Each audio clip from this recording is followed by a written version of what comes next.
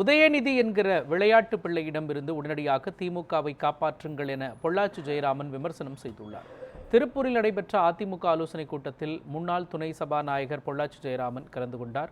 அப்பொழுது பேசிய அவர், விளையாட்டு பிள்ளையான உதயநிதி ஸ்டாலினுக்கு திமுக அரசு துணை முதலமைச்சர் பொறுப்பை வழங்கியுள்ளதாக விமர்சனம் செய்தார்.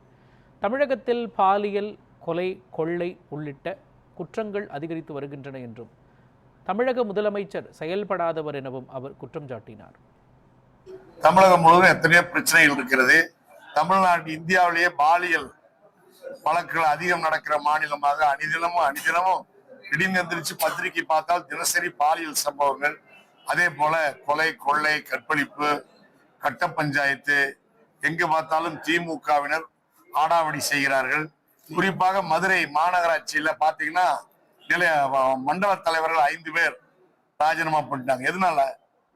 ஊழல். அது போல நிலைக்குழு தலைவர் 2 பேர் ராஜினாமா பண்ணிட்டாங்க. எதனால? கொள்கை காரணமா, ஊழல் காரணமா. இப்படி 7 பேர் ராஜினாமா பண்ணிக்கிறாங்க.